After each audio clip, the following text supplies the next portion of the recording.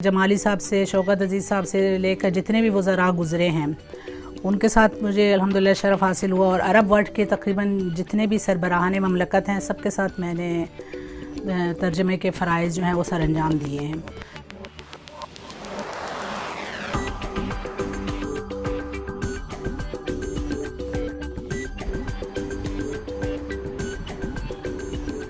अरबी ज़बान में जो आपको शायद मालूम होगा कि 20 मुल्कों की 20 अरबी ज़बानें जो हैं वो उनके जो अपने डायलेक्ट जिनको कहा जाता है बोल चाल की ज़बान वो मुख्तलिफ है। तो मुझे अल्हम्दुलिल्लाह सारे ही आते हैं ऑलमोस्ट, क्योंकि तजर्बे के साथ और काम कर कर के।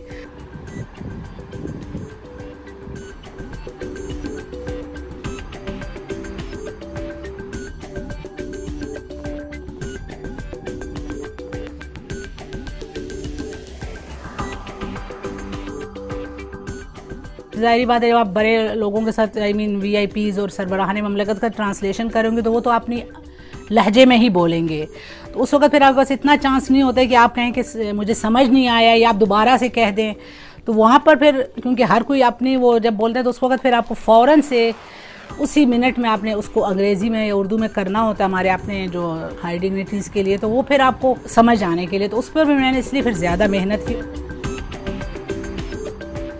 MBS की विज़िट के साथ हमारा बहुत अच्छा रहा, क्योंकि वो सऊदी लहजा जो है वो सबसे करख और मुश्किल है। तो उनके साथ जब मेरा दौरा था तो जब डायलॉग्स वगैरह ख़त्म हो गए तो एक में कहते हैं कि आप सऊदी अरब के कौन से शहर से हैं। मैंने कहा सऊदी अरब की नहीं, मैं इस्लामाबाद से हूँ।